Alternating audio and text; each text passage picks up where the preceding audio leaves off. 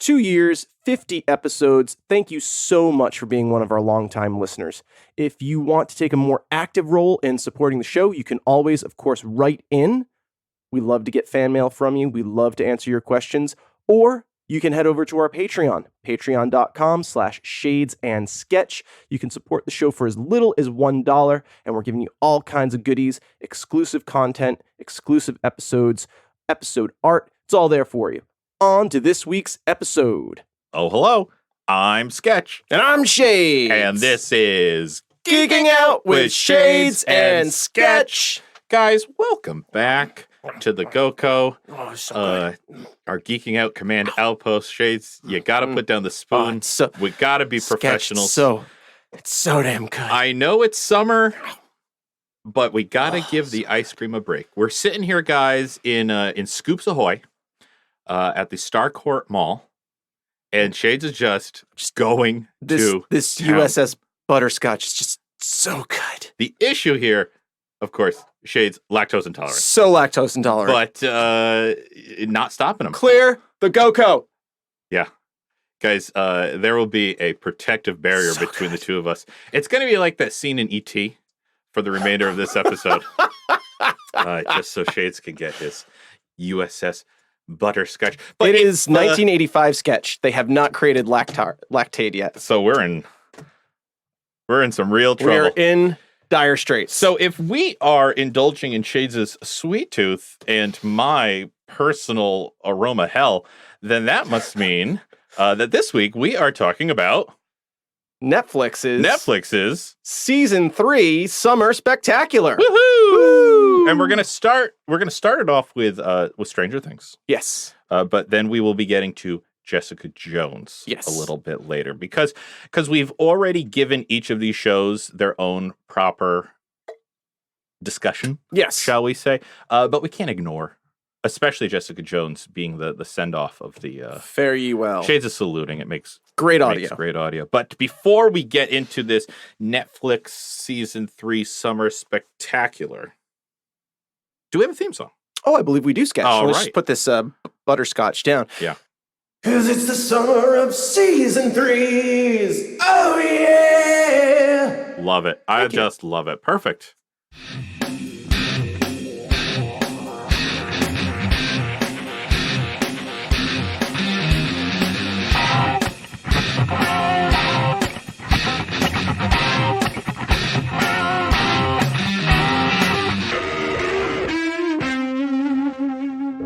So guys, like we said, we're going to start with Stranger Things Season 3.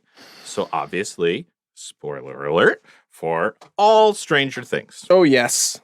Including our previous episode. Yes. Yes. So we are never allowed to DJ a high school dance. Well, there's again. a reason we're not at the There's a reason we're not at the high school. Not allowed. Not allowed. On Pretty the sure premises. we are not going to be allowed in the Scoops Ahoy. Thousand yards of any public high school from now on. Which we're really skirting it on our Spider-Man episodes. Well, that's why we've moved to the Spider Bunker. Yes. Yeah. Because we're no longer allowed at Midtown High or whatever that one is. But so Stranger Things, Season 3, Stranger Things. We don't have to get into our history with the show. No. We don't have to set it up. Loved it. Shades, what are your initial reactions to Season 3 of Stranger Things? Absolutely loved it. Absolutely loved it. Initially, I thought it was the weakest season of them all. Mm-hmm. Then I rewatched Season 1 and 2 and rewatched Season 3 again. Mm-hmm. And 1 and 2 sucked, is what you're saying. No, but I was just shocked at how many things they planted in Season 1 and Season 2 that paid off in Season 3. Okay. Things that I missed the first time around. And it just... I think it's its strongest. I think it was its strongest season to date. So you would put it at the top? Yes, I really would. Order the seasons for me. 3, 2, 1. 3, 2, 1. Interesting. 3, 1, 2. 3, 1, 2. 3, 1, 2. There we go. Sorry. Okay. Yeah. I'm close to you. I would go 1, 3, 2. 1, 3, 2. 3, 1, 2. Yeah. So, Sketch. What are your initial reactions? I also, when it originally started, and I was getting into it. No, it wasn't grabbing me. Yeah. It was a real slow burn. Episodes, and it's 8 episodes. It is 8 episodes, yeah. So like to have like the first 2 or 3 episodes be where like I Yeah. was like, I don't have to watch another one tonight. Yep. Was like a bit of a bummer, but then it paid off. Episode 4. Totally paid. Yeah, 4 is when it all starts taking off. So and then by the end, I was chomping on the bit for every episode, and we'll get into specific rants and raves in just a episode moment. 8 is an extended episode. It's like 2 episodes. Yeah, it is. Yeah. Wasn't expecting that when we sat down to watch Yeah. that night. But thank God it is, because it was a slow burn. Yeah. I'll tell you one thing that they set up. They didn't set up, but it was needed, and they added it to season 3. They mentioned Barb. Yes. Thank you. And Bob. Yep. Bob and Barb. And when you consider who died this season, yes, you had to see it coming. Yeah. Because of all the bees. All the bees have to go in Hawkins, Indiana. If your name starts with a B, you're dead. You're not long for this world. Yep. And yeah. Why Hopper's got to be alive. Exactly. Yeah, because... Well, I mean, I texted you this while you were still watching, and I said that was their spoilers. I mean, if you haven't watched season 3 yet, I mean, the internet's talking about this, so it's not much of a spoiler. Jim Hopper presumed dead at the end of season 3, and I texted you and said that was their, if Hellboy does really good, we're gonna lose. David Harbour, and if it tanks, we're gonna get him back. Yep. So let's leave it open. Let's leave it open. And thank God Hellboy tanked. Yeah. And we're going to get more Jim Hopper. Gad. Yeah, seriously. Still got to see that. I'm not in a rush. I'm not in a rush, but I do want to do a double feature. Yes, I agree. One. So, yeah, I mean, and they left it open in a nice way. Could it be a different American? Sure. But, they refer to him repeatedly as the American. Yeah. So, I mean, all signs point to Jim being alive. And so wonderful, like that Easter egg. And I posted this to the Facebook. I still haven't called the number. You haven't called the number? I forgot to. I was supposed to. All right, when we stop recording, you got to call the number because it's fun. Yeah. And that was really fun that they put, you can't put a real phone number in television unless you own the phone number. Yeah. So that's why they all start with 555. Exactly. That's why every phone number starts with 555 in movie or television or song now, because of 8675309 controversy. Jenny was actually her number and was called for years afterwards. RIP to her answering machine. Oh yeah. So it's a real number, and if you call the number, you will get Murray Bauman's answering machine. So guys, pause the episode. You can call Murray Bauman at 618, area code 618 in the States, 625-8313. Again, that's United States, area code 618-625-8313. Call within the first 2 minutes and we'll throw it. It just sounded like we're gonna. Is that an Indiana area code? It's an Illinois area code because Murray lives in Illinois. Right. Yeah, he lives over the border. He lives over the border. Oh, what? That's smart. That's looking at details there. That's an Easter egg. That is an Easter egg. Did you catch it when you watched it that it was a real phone number? Oh, yeah. I mean, because I'm so ingrained into always hearing the 555s. Right. So to see that it wasn't a 555, I was like, oh, shit, someone's going to be getting a lot of phone calls. Someone's going to be getting a lot of phone calls. And then when you said that, I was like, oh, that's fun. Good on you. Yeah, good on you, Stranger Things Season 3. Duffer Brothers. Yeah. The Duff Bros. Duffer Squared. Duffer Squared. I like that. Duffer Squared. That. So before we get into our specific rants and raves and BQs, any internet scores on specifically this season? I have Rotten Tomatoes and Google, and that's it. All right, give them. Okay, so Rotten Tomatoes gives season 3 of Stranger Things a 90%. Okay. Google, 93% of Google users loved Stranger Things season 3. Awesome. Shades. Oh. Yeah. Kicking out with Jesus Sketch. I'm assuming I know what you're going to give it. If you put this at your highest, and I remember your score for the other two. I already gave the show a perfect 100, right? Did. Yeah, that was my first 100. So, for those of you keeping track at home who know how to do averages, my guess is... Well, I got to keep the same, but let's see. I got to keep the streak going. Shades of Geeking Out with Shades of Sketch. You give season 3 of Stranger Things a 99.5. Oh. Yeah. Oh, wow. Yeah. which brings us to an overall score of 99.85. I believe that is correct. Yeah. All right, great. So does that mean you would adjust your season 1 and season 2 on rewatches? No, because those collectively, those gave me something that I had not seen before, had not experienced. It did something and evoked a sense of viewership and affinity for this show in a way at which no other property had done, and a strong emotional response from yeah. Strong emotional response. And while I recognize that this was the strongest season, there were some artistic choices, let's say, in terms of storytelling that I don't think worked. Guys, we're getting there. Yeah.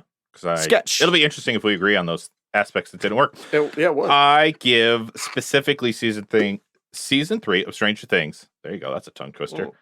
95%. Okay. 95. I think if I were to score the 3, I'd give one like a 96, and then this one a 95, and like 2 like a 94. Yeah. Like they're all close. It's not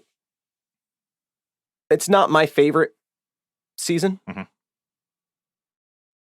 You just think production-wise? Production-wise, I think they told they told a story that built all the way to the end, and the season 2 in particular kind of went right at the end. Oh yeah, it was touching. It was, but in retrospect, it was kind of like we kind of like slowly broke, applied the brakes, and came to a rest. Yeah. This one hit the barrier and went right through it. Oh yeah, I mean this went out like dear God, if I have to wait 2 years for season 4, this one went out like a true 80s movie. Yeah, like a big, really, yes, like just a big spectacle. Good on you, Duffers. Yeah. Let's talk specific raves. Okay, let's talk specific raves about this specific season. And why don't you start? Great.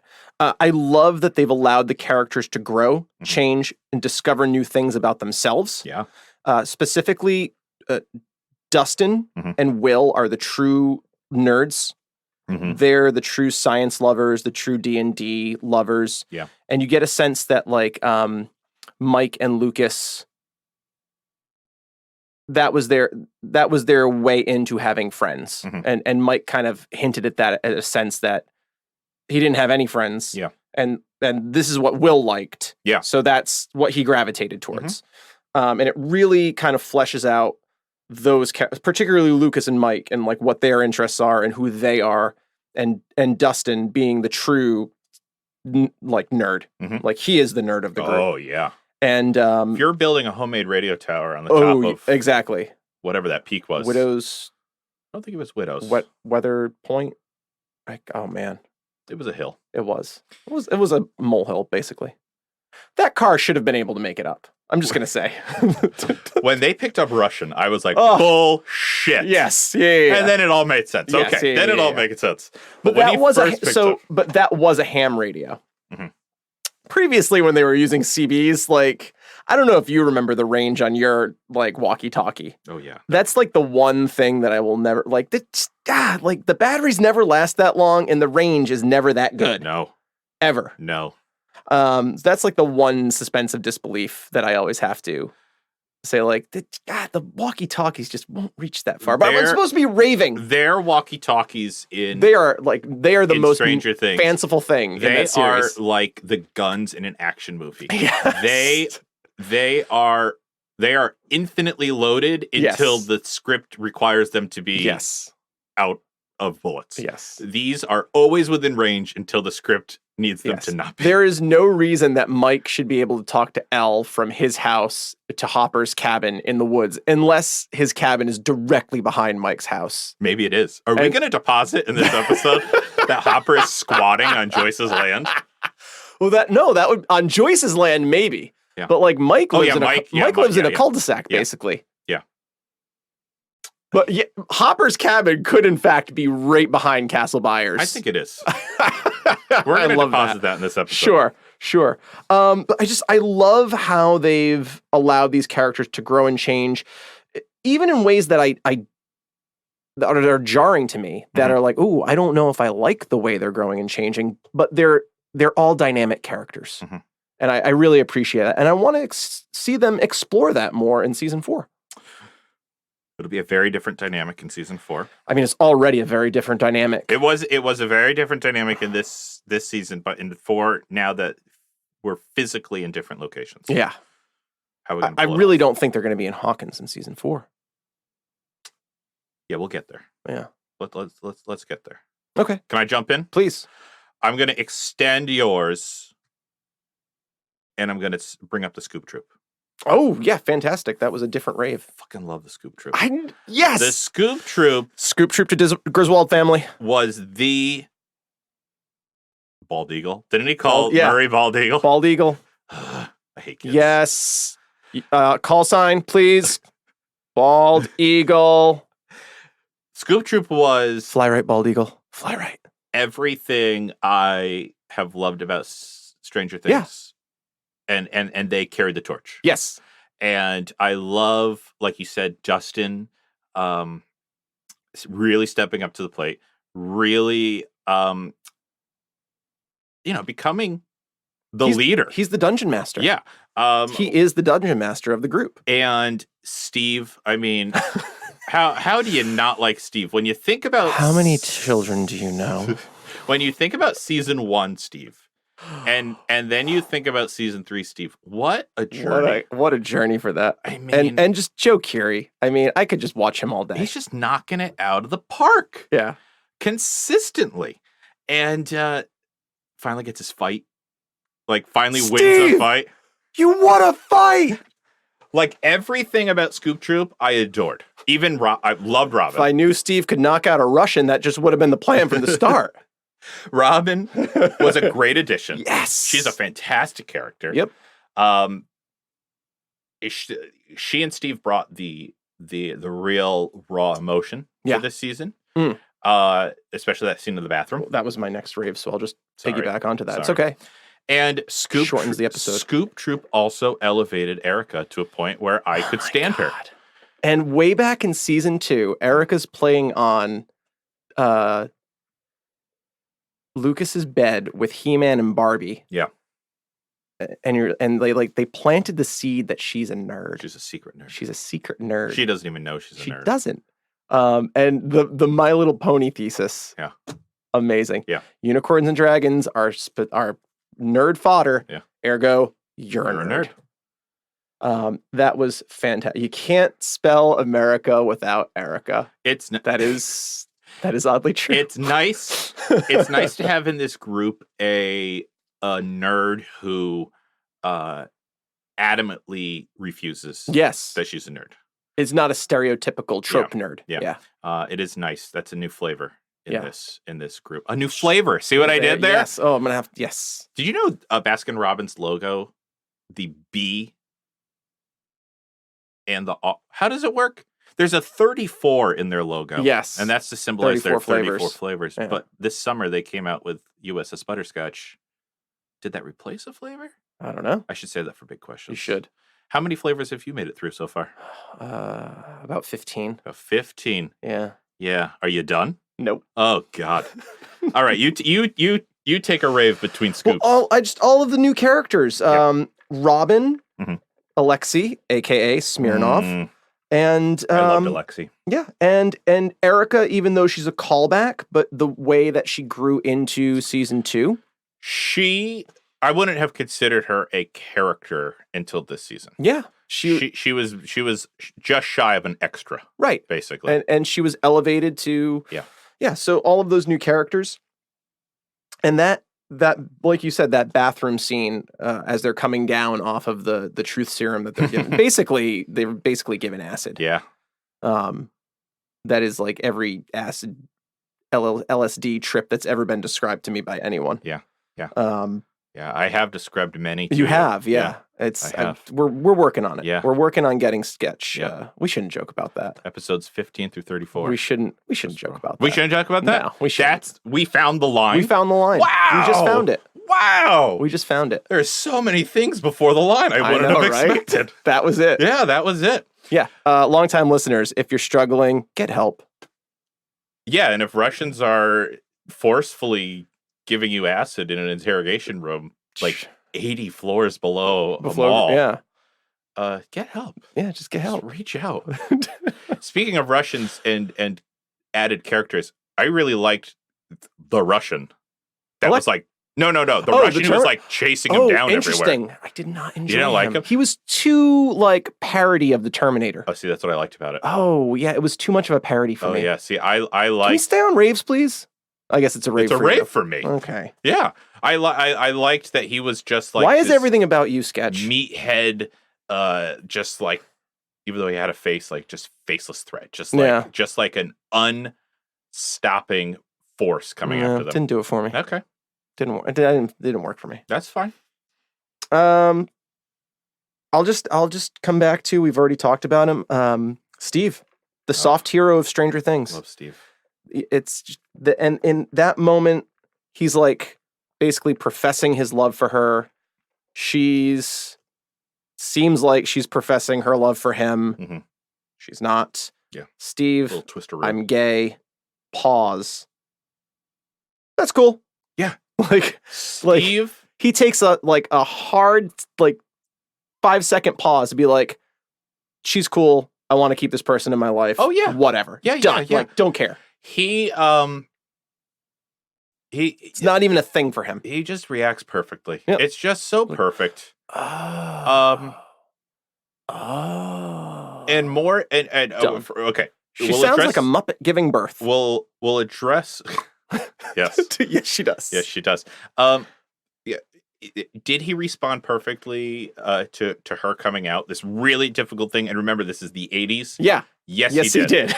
Also, let's keep in mind that he did not start this season this couple hours ago, right? Not thinking of her romantically, right? And has come to realize he has feelings for her, right? Puts himself out there, and in his mind, not that much, right? He kind of is thinking this is a sure thing, right? Like there's got to be a reciprocity to this, right? She lays this out in front of him. Not only is she not into him, yes, she's not into him. And so you'd imagine he's got to be shocked and disappointed. Right. And yet, don't care. All good. Perfect friend. Yep. Because they're friends first. Yep. They've been friends first, exactly. And they will continue to be friends, even at Blockbuster Video. Yeah. Or was it a Blockbuster? I don't know. It was a video store. It was next to the arcade. It was a video store. Next to the arcade. There was a callback to that guy. Yes. Who also works at the arcade. Yeah. You feel like he works at the video store until the arcade opens. Yeah. Because it's only 6 months. Yeah. Yeah. I agree. Do you have another rave? Yeah. I limited because we got to get to Jessica. Yeah. But speaking of limiting, I will say the fact that they chose to have season 3 be basically like a 48-hour period. Yes. Was basically my biggest rave. So smart. I think moving forward, that's how you do this. Yeah. I love the smaller time frame. I love that you're seeing overlapping timelines of the different groups, right. And then they start to intersect. It's like plausible why characters are making these leaps logic-wise because they don't have the whole story. Right. And it just added like a great urgency and like believability to the story that oh yeah, all this crazy shit could go down within 48 hours. Right. And what was really interesting in the previous 2 seasons, they have these these Dungeons and Dragons ridiculous explanations for the series of what's happening to them in real to the Demogorgon, the Mind Flayer. Yeah. And it's you hit it right on the head. That's exactly what's happening. And this season, they're like, what if when Elle closed the gate, the Mind Flayer got trapped here with us? Oh yeah, now he's pissed. And now he's coming after Elle because he wants to reopen the gate so he can go back to the Upside Down. Nope, that's not what happened at all. Yeah. 100% wrong, Mike. Yeah. And I thought that was a really interesting twist. I didn't even write that down as a rave. I was just thinking about that right now. Look at you. It was like that you know what? You were right totally inconsequentially the previous 2 seasons. You actually have no idea what's going on. Yeah. That's Mike. It is. Yeah. And there's in the previous season when Dustin explained everything to Hopper, he was 100% in, and they did exactly what he said. Mm-hmm. And this season, you get to do you can do all the fighting and heroic and shooting stuff. We'll just guide you. Nope. No. And that was it. It was a great It was a great season. But it surprised in so many different ways and didn't just rehash and reuse tropes that they had established. No, it did not. It did take the story in a natural but fun direction. It was fun. It was a fun. The carnival was like this was terrifying, probably the but most fun season. Yeah. It was like the least shock and awe scary. Yeah. Yeah. And probably the reason why I put season 1 above this one just slightly is because season 1 was less fun, which sounds like a bad thing, but it was more spooky. Yeah, it had the adrenaline. Yeah. And you don't know what's going to happen. You rarely see the Demogorgon. And you really had... It's the Jaws shark. And you really had Joyce, like, losing it. Like, understandably so. Yeah. And I don't know. I just loved, like... I guess this says something about me, but I just loved... just because Winona, like, sold the hell out of it. Right. That, like, no one would believe her. We, the audience, know that she's right. So we're on her side. But she is, like, batshit crazy. Yes. And she just delivered. And that... And this season, she was so grounded so with it. You were like, wow. Yeah, okay. She really was just, like, in the hysteria of my child is missing. Yeah. Yeah, and no one will help me. And no one will help me. Yeah. So grounded and with it this season. Yeah. She's like the new the new detective? The new or deputy or whatever. Detective Byers. Yeah. Rusty Chariot and Wheelbarrow. Rusty Chariot and Wheelbarrow? Oh, Antique Chariot. That was his code name for when he called the government. Oh. Antique Chariot, and this is Antique Chariot's partner, Wheelbarrow. Should we move on to rank? I think so. Because there are a couple. I have a big one. Oh my. I have 3. I have 4. Oh my gosh. I have 4. Oh my gosh. Yeah. You gave this like a 99 point something. A 99.5. Yeah. Okay. Well, give me one. Okay. My first rant. It hurt to see the party so fractured and unrelatable to each other. Yeah. And that's really the only way I can describe it, is it physically hurt. Yeah. Where is this thing that I have, like, this idyllic group that always has each other's back? Yeah. Where is it? I want to see more of it. Oh, it doesn't exist. Maybe it never existed. I don't know. Yeah. Maybe they were just like friends of convenience because nobody else liked them. Is where it kind of put things this season. Yeah. There was a great moment when Will kind of tells off Lucas and Mike. He's like, "Where's Dustin? Do you even know? Do you even care?" Yeah. Like, Dustin's 38 stories underground, like, trying not to get killed by Russians. I loved Will's big, like, storm off scene. It was perfect. Just right into the rain. And you said it when we were talking about it. I did. If Will was with the Scoop Troop, everything would have been okay. Yeah. Like, and that was like the crux. He's just with the wrong He's group. with the wrong group. He's just with the wrong group. I agree with you, and it's basically one of the rants I wrote down. How to put this delicately? If you notice, when you were talking about the characters changing and stuff, I didn't chime in much yet. Right. Because, to me, do I appreciate that they changed in group? Yes. I appreciate it in terms of a show allowing that not being static, that they're dynamic characters. The rant for me comes from, you've taken this group of children that I have related to, and they've grown. You're friends with a lot of children. I'm friends with a lot of children. That's the soundbite. They this is just what happens when a story progresses. They're now growing up differently than I grew up. Yes. And so now I'm not relating to our core group as much anymore. And where my believability fell down was Mike and Will.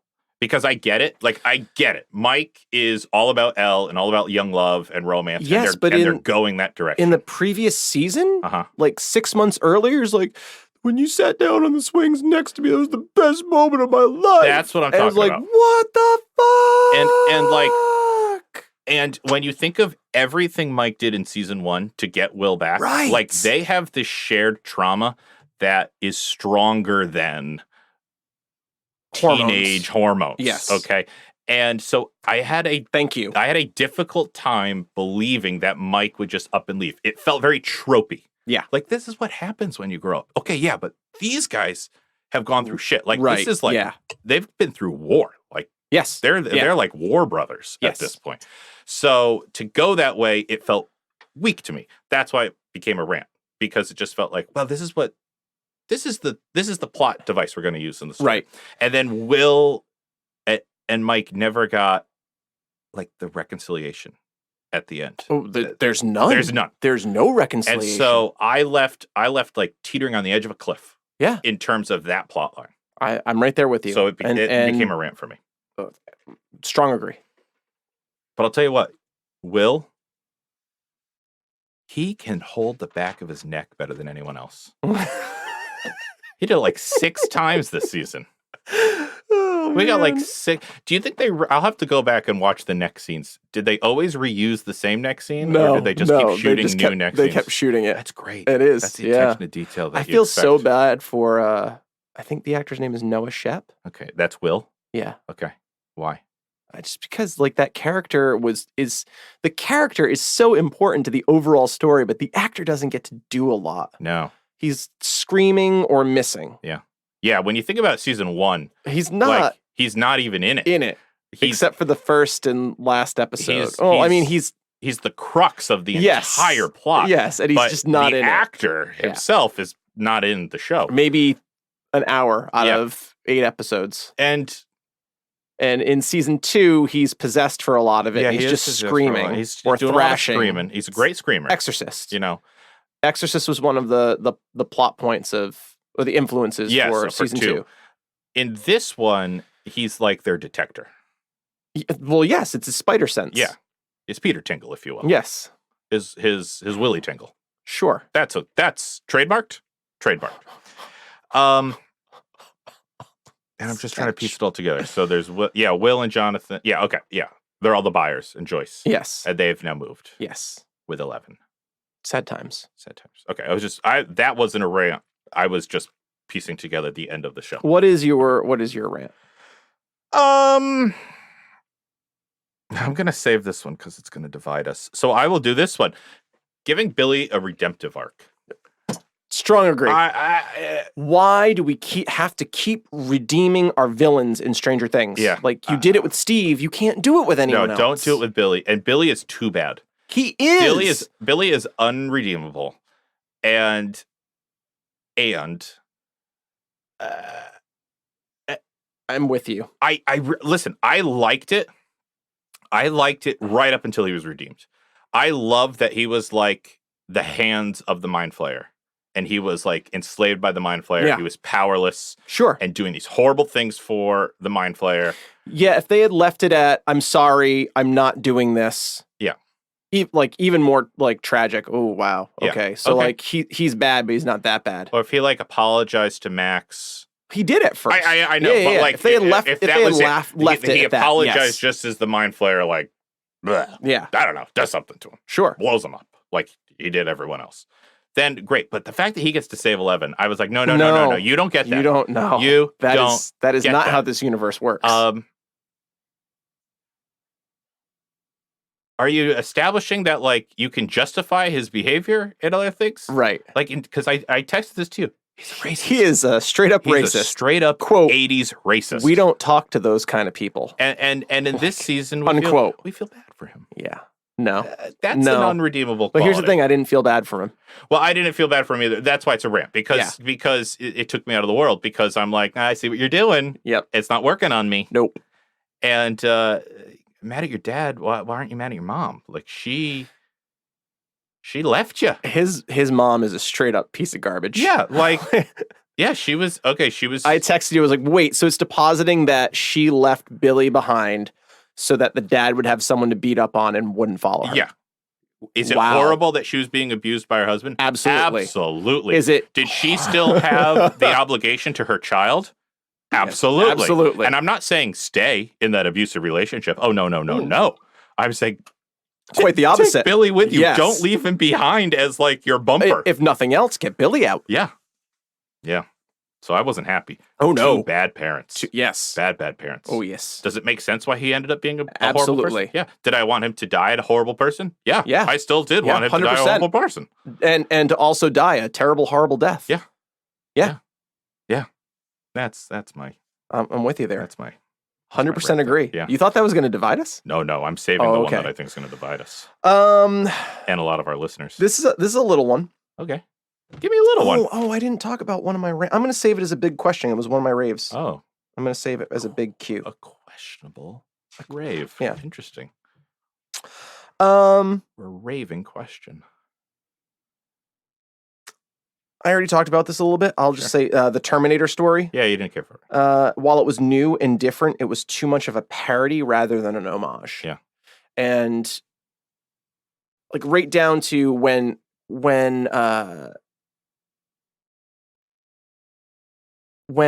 Jim beat him in the funhouse. Yeah. And then he gets up and rips open his shirt and he's wearing a vest, and then he like pops up back in the bunker, for lack of a better word, the mall for basement. they already had their showdown. Yeah. Jim already bested him, unless the Terminator guy, Terminator not Terminator, was going to kill Jim. Mm-hmm.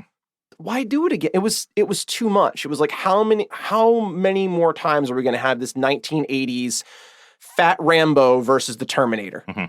And they literally call Jim Fat Rambo. So it's like we did it once, he bested him. We did it twice, he bested him.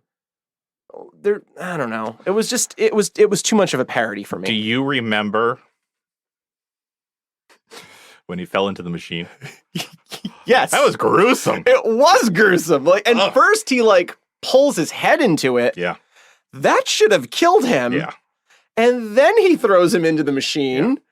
Yeah. It was gruesome. Also popping all the people. This was a gruesome. It really season. was. Yeah. Like gross. The people melting. People melting into puddles was difficult. Not a rant for me, of course, but definitely a gruesome scene. Let me just say before we move on from Terminator, not Terminator, what I liked about him, what was refreshing about him was no backstory. Yep. I don't need to know anything about him. A Russian assassin. He's just a Russian assassin. And I like that.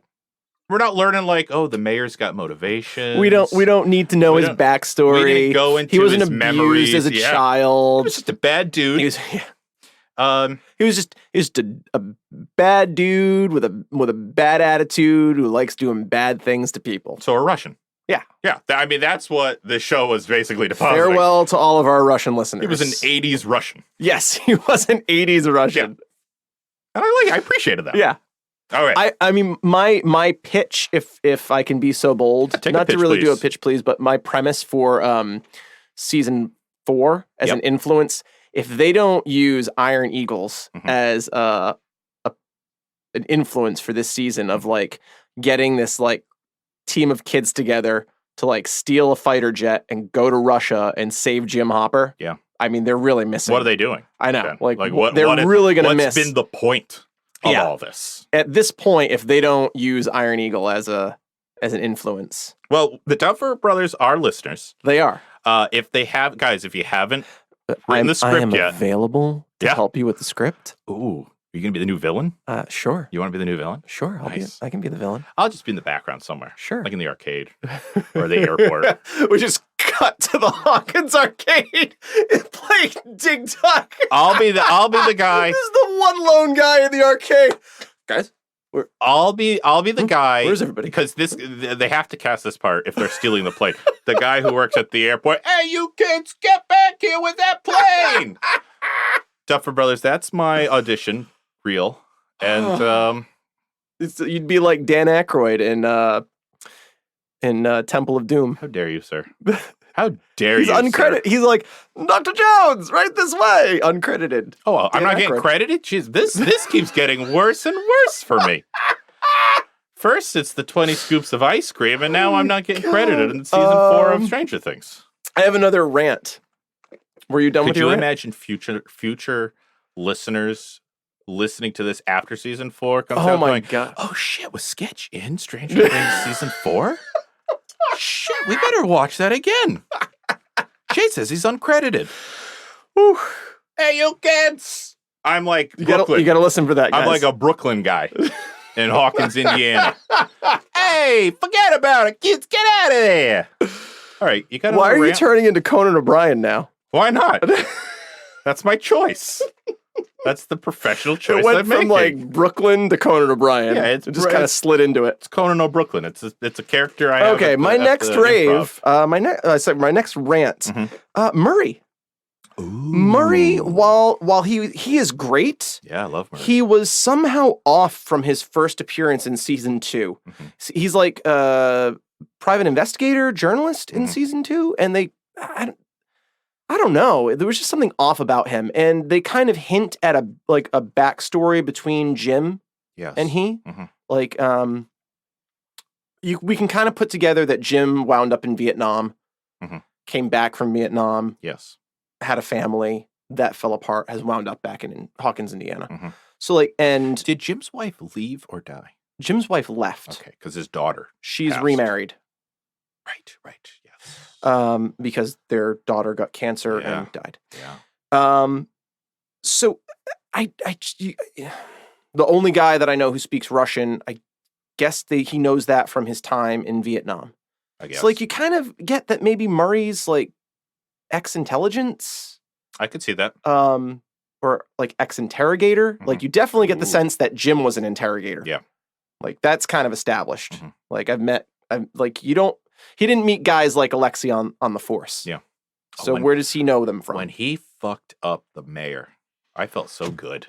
Yeah. I was enjoying that. That was great. That was some of the most satisfying. That and when Will stormed off. Though I was like satisfied. When Jim beats, cut the crap.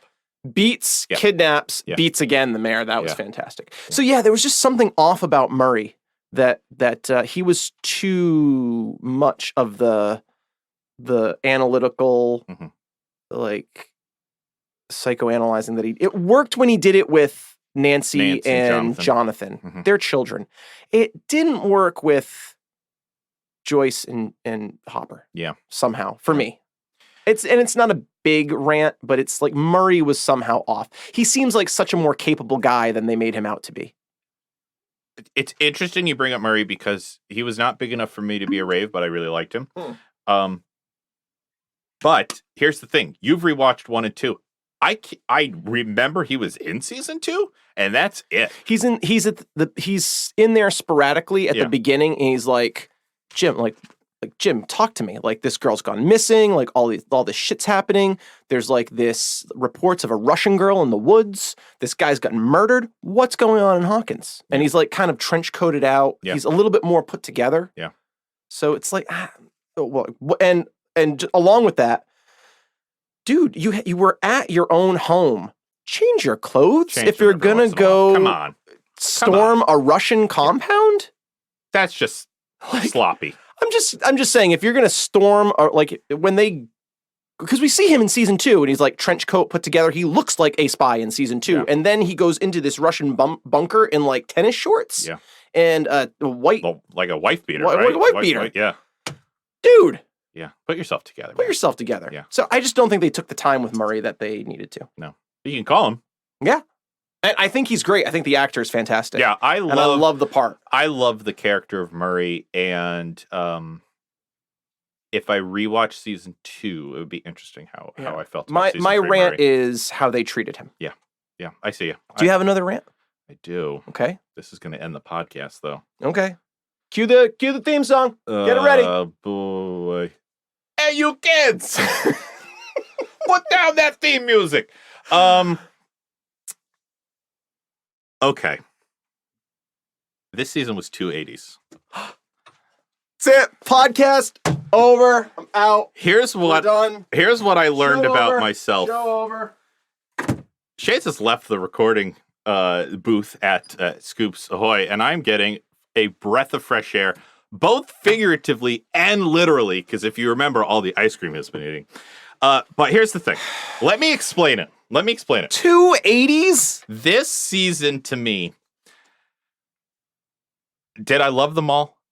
Yes, I loved them all. It was a great set piece, and it was a great climactic battle for the Mind Flayer. That is my rave that I forget to mention. I Yeah. fucking love them all. Yeah, loved them all. Okay, but let me explain this before you go off on me. I have known for a long time I have a least favorite decade. Okay. It is the 1980s. It is not the 1980s. It is the Oh. 1950s. Oh. I cannot stand the 1950s and the nostalgia for the 1950s. Strong agree. And the 1980s is like a pseudo return to the 1950s design aesthetics and this choices. Yeah. season made me realize, you know what? I am not indifferent on the 80s, as I've said previously. I actually don't care for the 80s. Yeah. Now, I am fine with stories being set in the 80s because it's an actual time, and I'm totally on board with that. But this season, this is going to make a lot of people hate me. This season elevated it to a point that it didn't feel like the 80s anymore was a setting. They brought it up to being a setup to things that were going to happen. And my example for this is when everything stops so we can have the big moment where Dustin and Susie sing the Never-Ending Story song. And everybody loves it. No, everybody hates it. Oh, and everyone I love hates it? Oh, Oh, well, I okay. feel like fandom is divided on it. Okay, so I think it was. couple I people. think it was perfect. And have I seen the Never-Ending Story? Yes, I have. I saw it though much later, so I don't have those nostalgia feels that a lot of people do. Look at what you see. So when we stop the whole thing to sing that song for something that I don't have like any excitement about, I'm just sitting there like, this is dumb. That's fantastic because that you are reacting to it in the same way that everyone else in the show, like the characters, are reacting to it. Yes. Like Joyce is literally banging her head against the wall. Yeah. Like we're in a fucking Russian prison. We're gonna die. Whoa, Shay just threw his pen. We're gonna die, and you're singing a goddamn song. Yeah, it's perfect. Here's why I think it's perfect. Okay. It is. What else could you have done in that moment of they're being chased by the Mind Flayer meat puppet?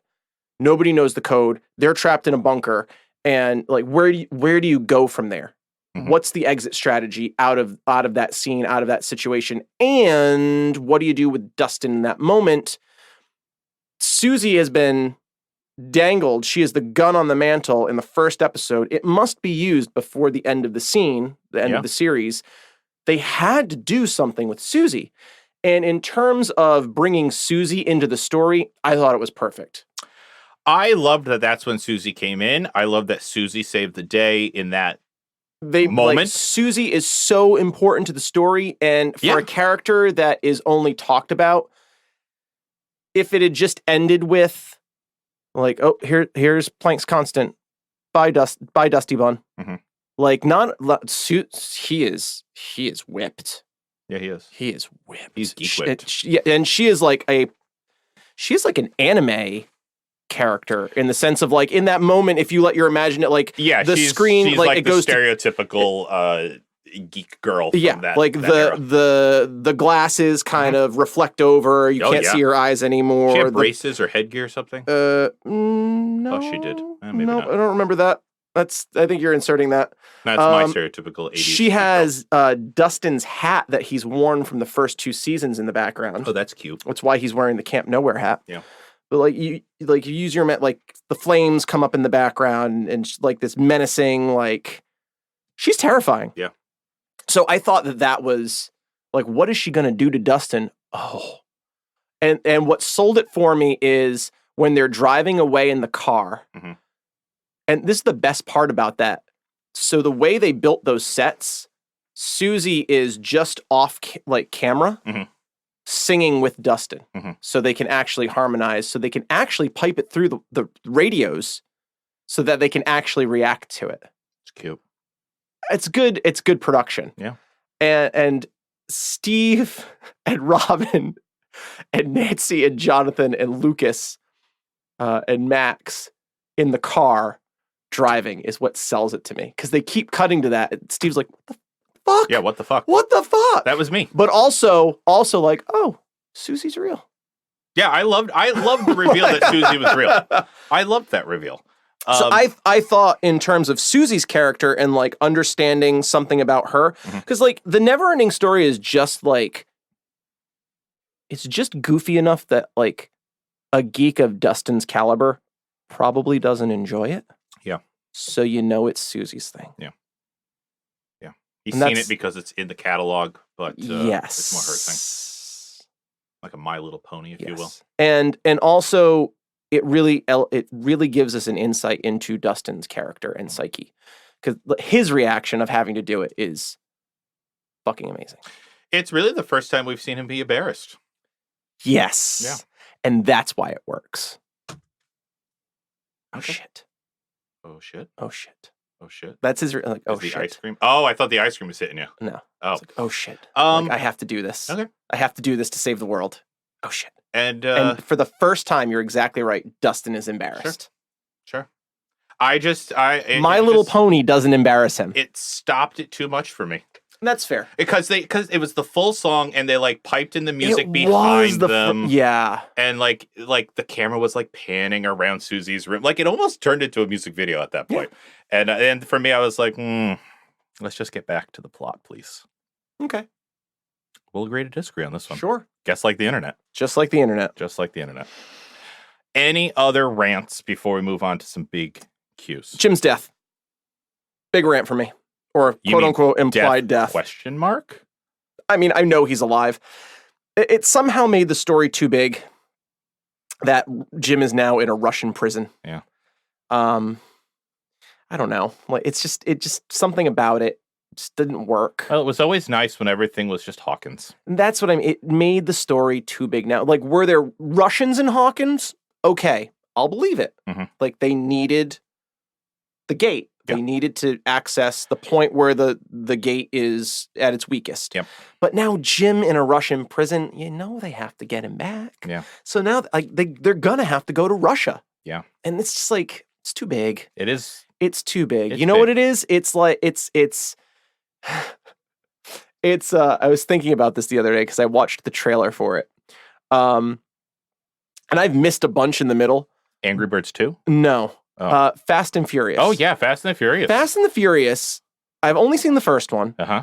The Fast and the So you've missed more than just the ones in the middle. I've missed more than all of them, except for one. You know and what? I've seen 1 and 3, which if you're gonna see 1, 3 is probably not the one to see. Fast and Furious Tokyo Drift. Yeah. Yeah.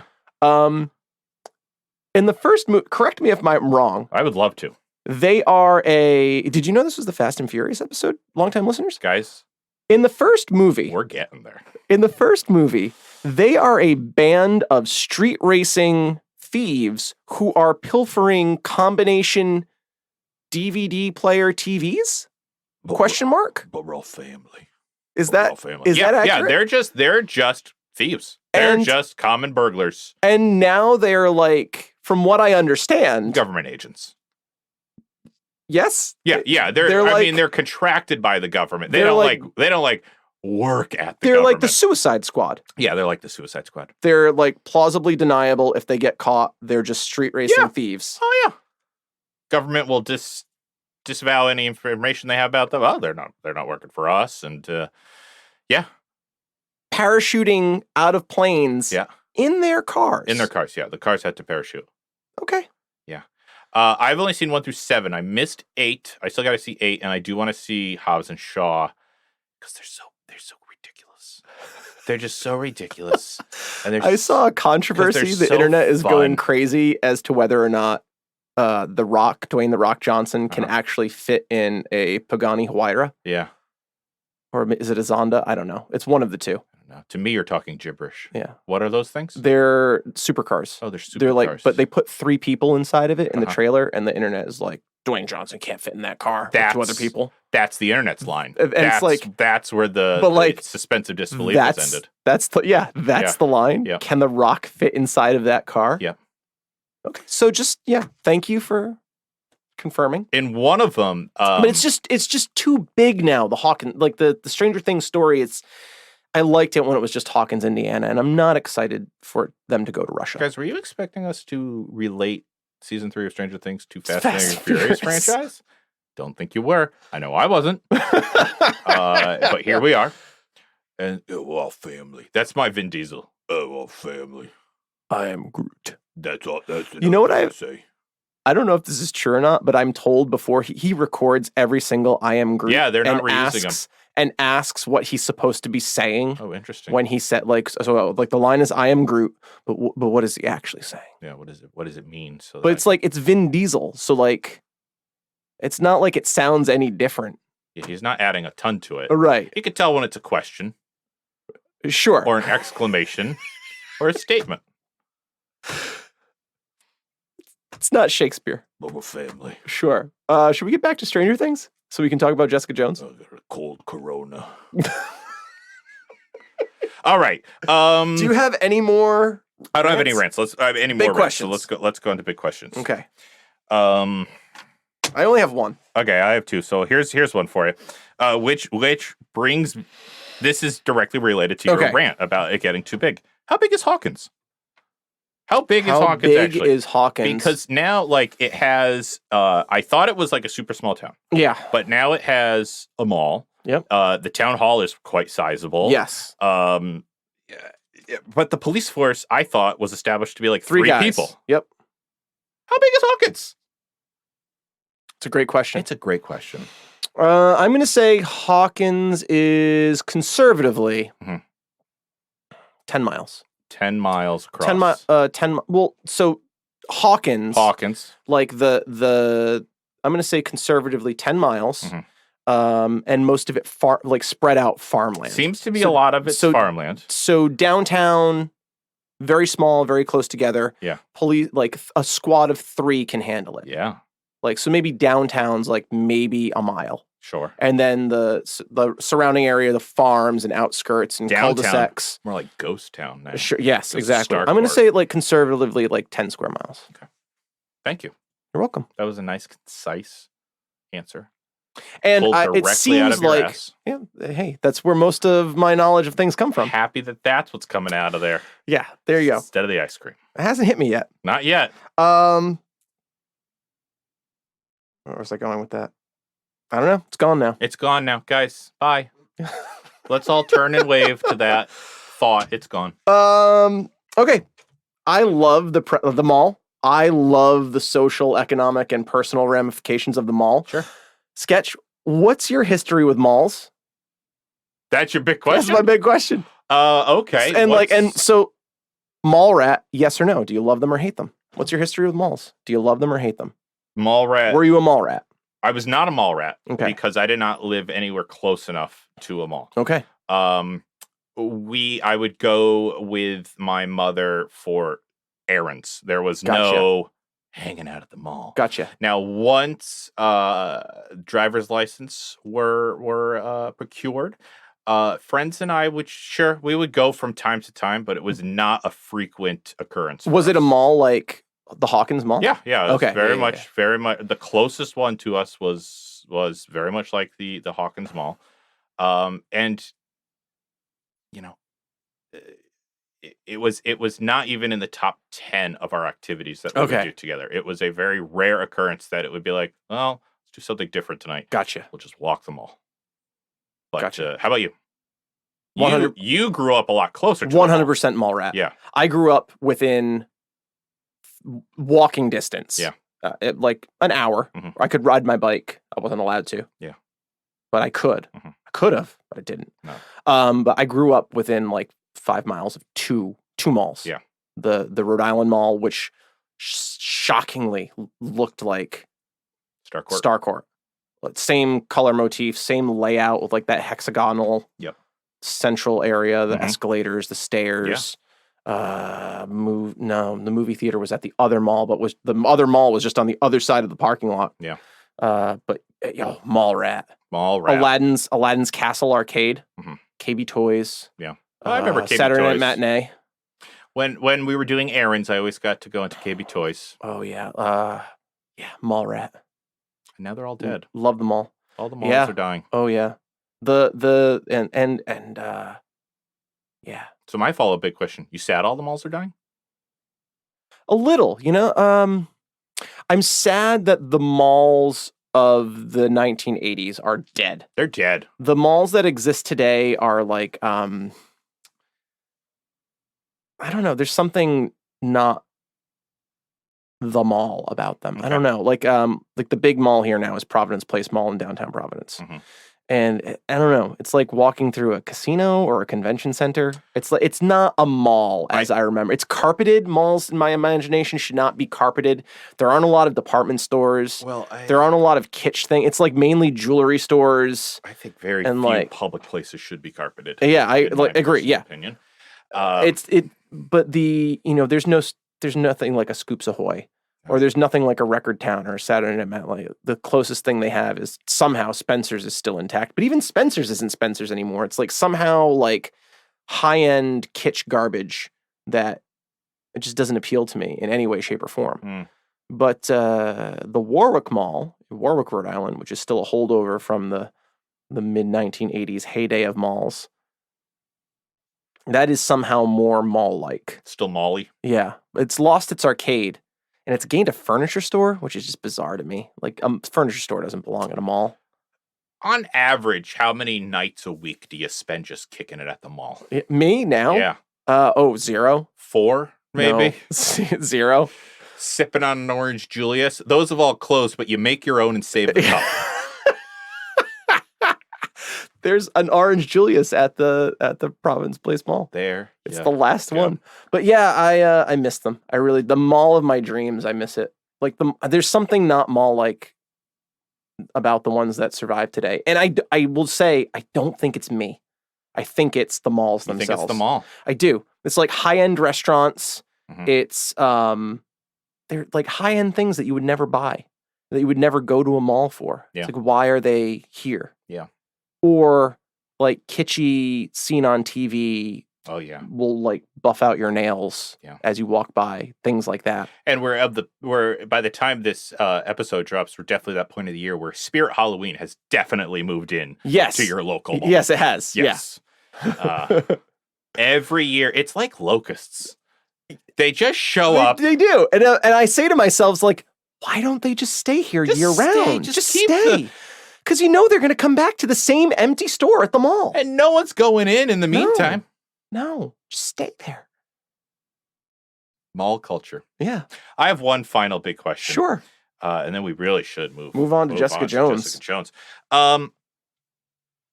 It's a much longer episode than I thought it was going to be. Does Nancy not know or not care what the red fucking light means above a dark room?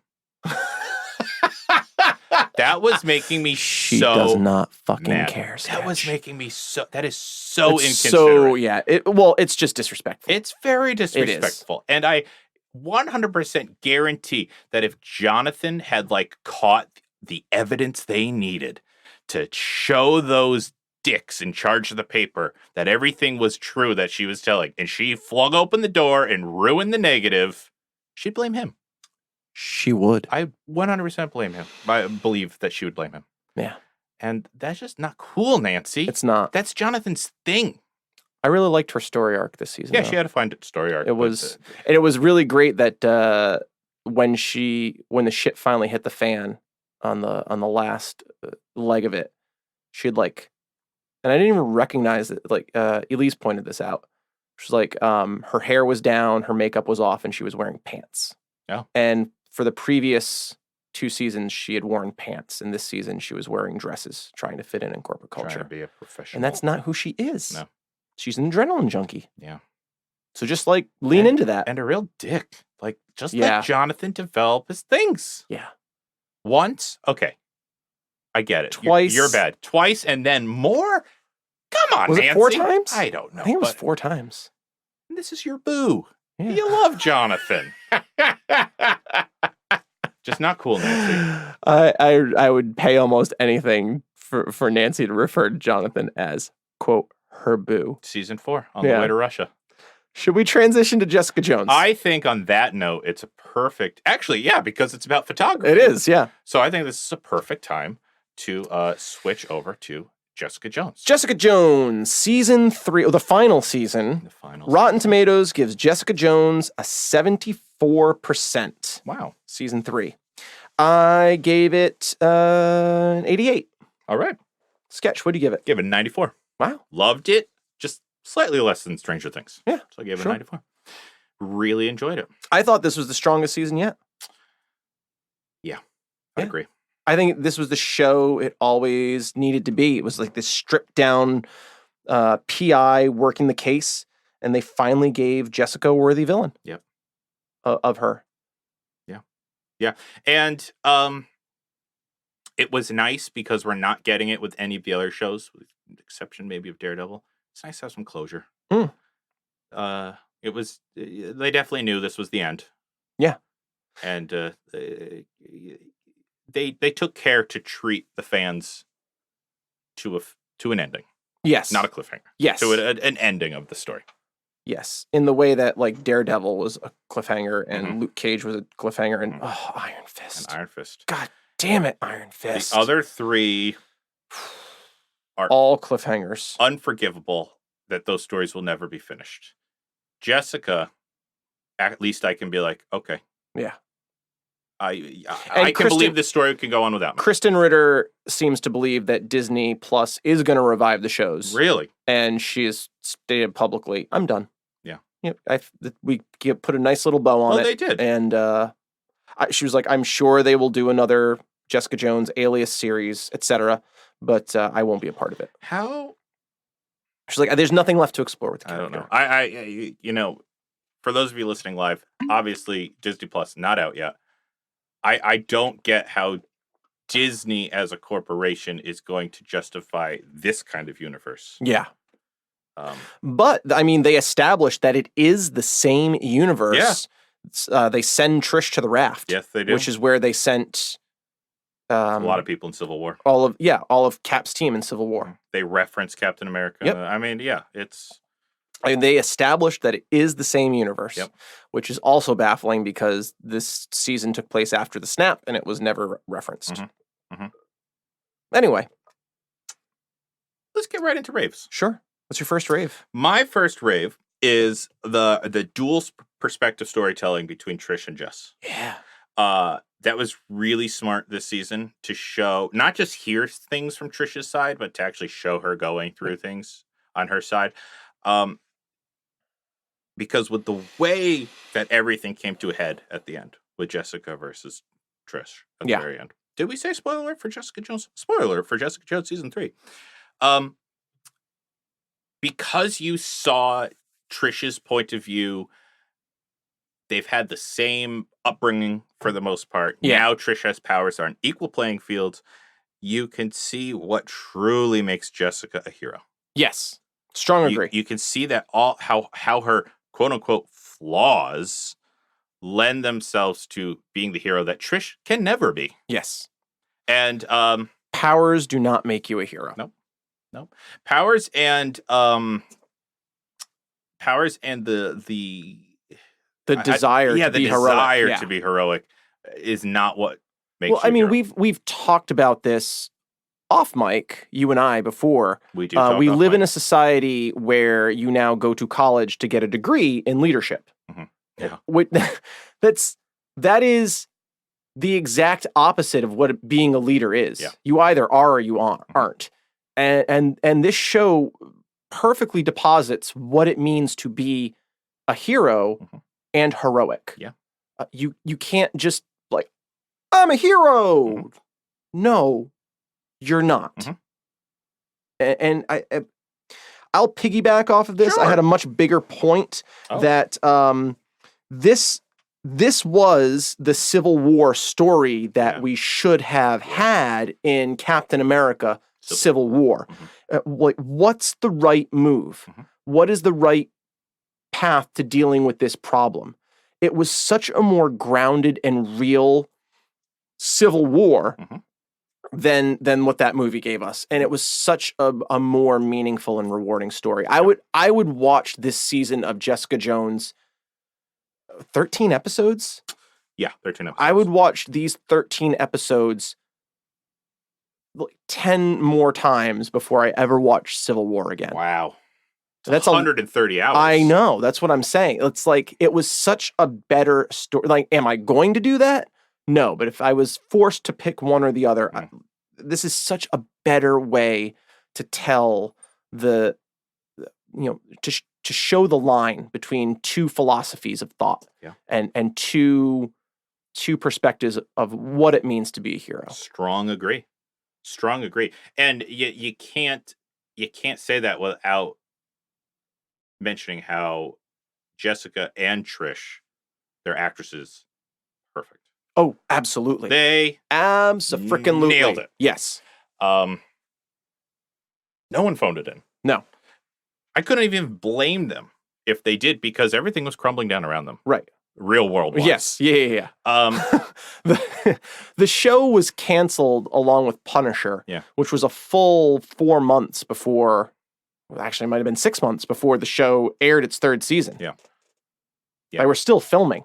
Oh, yeah. No, they were in production. They were in production when they were canceled. So they still had, I think they still had 4 episodes to shoot. Well, that's hard. And I wouldn't say that nobody phoned it in. No. Well, that's my next rave. Yeah. May I? Sure, please. That all of the side characters are given the same care and craft and gravity. Like, it makes this universe that much more realistic. What was the mom's name? Dorothy. Fucking hate Dorothy. I still hate Dorothy. Fucking hate Dorothy, but like, whew, that actor. Oh yeah, she was fucking awesome. Yeah. And there's this great moment where she's like, she's being the diversion and like worried about like, well, Patsy's famous. If they see her face, it's all over. And she's like legitimately concerned about her daughter, but she's also trying to figure out how she can exploit it into like merchandising opportunities for action figures. And the actor played that perfectly. Oh yeah. And I fucking hate Dorothy, but I loved that story arc for her. Yeah. And also, thank fucking God they killed her. Oh, I'm so happy they killed her. Oh, I texted you one or two episodes in, and I said, if they don't kill Dorothy this season, I will riot. Yeah. And I didn't have to riot. You didn't. And Dorothy died. It was a great death. Still a shitty person. Yeah.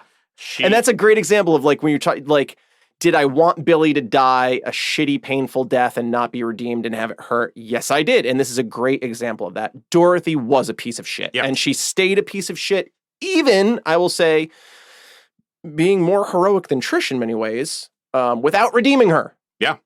Yeah. She was more true to her character than Trish was. And she was still a dick after death. Because she like had all these demands. And it like, there was... The death of Dorothy was such a big moment in these characters' lives because she is, at the end of the day, their mother, specifically Trish's. But like we, the audience, they didn't make us have any of those connections. They let us on the opposite end of that spectrum, still not like her. And it was super smart to kill her off screen so that we never felt sympathy. Right. Again, maybe this is telling us something about ourselves that we don't feel sympathetic. But she was a horrible person. And the things that came to light in season 2 that she allowed to happen to Trish as a child. Yeah. Again, she should not have been redeemed, and they didn't redeem her. Jessica's mother is a straight up murderer. Yeah. Still a better mom than Dorothy. Oh, absolutely. Dorothy was too with it. Yeah. Jessica's true biological mother, the things that she did, quoting evil, right? There were external influences and internal like confusion. Dorothy is just like with it enough to she should be able to recognize. This is horrible. Dorothy knows my daughter horrible. Yes, she can recognize that what she's doing to her daughter is abusive. And we even saw that in the season 2 with some flashbacks when she was like putting it on her 12-year-old daughter, like, correct, you owe me. Yeah. No. She's a 12-year-old girl. She owes you nothing. Yeah. And I might be incorrect, but did she? At one point, she gives Trish like uppers, right? So that So like she got Trish. Oh yeah, she turned directly Trish led into to an addict. Trish's addiction, and she, and enabled it. She did, yeah. But other than Dorothy too, I liked Eric. I liked the introduction to Eric. he was great. The way they used him, the way he shied away from being a hero. Yeah, I have these gifts, but no, thank you. Even when like they could put Salinger away if you just say that you were there, and he was like, Nope. no, it will destroy me. Like they would have to send me to jail, and that will destroy me. Like you can't fault him, and he was just like this grounded human character. I loved the Jessica's never really had a love interest, but she has had like a male counterpart in each season. This was the best one. Yeah. Eric was the best one. Eric was the best out one. of all of them. Because, and that's, that's what makes Jessica a hero. Mm-hmm. She gives a shit. Yeah. And at the end of the day, Eric didn't. Yeah. But at the end of the season. Yes. Through Jessica, yes. He's learned that like, maybe I do kind of give a shit. Right. And that was great to see. Like, Jessica realizes like, oh, I do care. God damn it.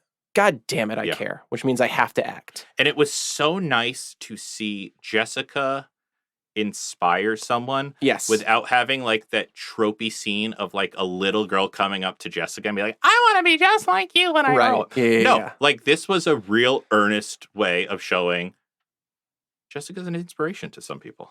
One of the few Marvel properties that passes the Bechdel test. Yeah. I